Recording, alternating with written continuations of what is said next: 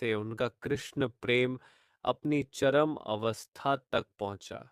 एक दिन उनके पड़ोस में किसी बड़े आदमी के यहाँ बारात आई। सभी औरतें छत पर खड़ी होकर बारात देख रही थीं। मीरा भी बारात देखने लगीं। बारात को देख मीरा ने अपनी माता से पूछा कि मेरा दूल्हा कौन है।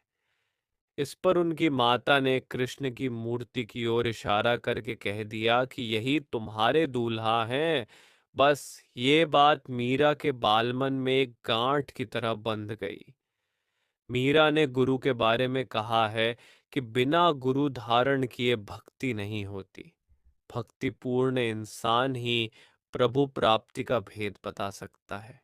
वही सच्चा गुरु है। स्वयं मीरा के पद से पता चलता है कि उनके गुरु रैदास थे।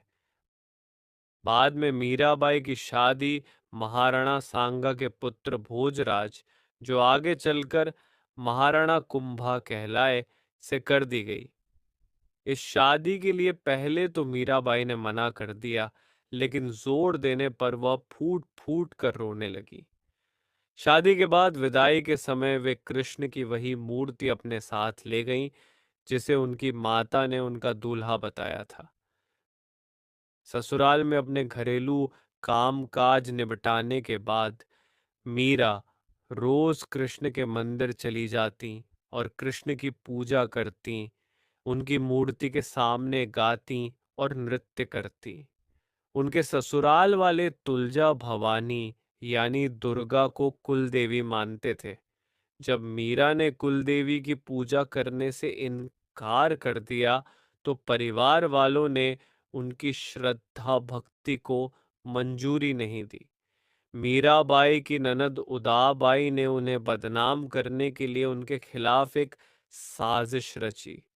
उसने राणा से कहा कि मीरा का किसी के साथ गुप्त प्रेम है और उसने मीरा को मंदिर में अपने प्रेमी से बात करते देखा है। राणा कुंभा अपनी बहन के साथ आधी रात को मंदिर गया। वह मंदिर का दरवाजा तोड़ कर अंदर पहुंचा और देखा कि मीरा अकेले ही कृष्ण की मूर्ति के सामने परम आनंद की अवस्था में बैठी मूर्ति से बातें कर रही थी और मस्ती में गा रही थी। राणा मीरा पर चिल्लाया, मीरा, तुम जिस प्रेमी से अभी बातें कर रही हो, उसे मेरे सामने लाओ।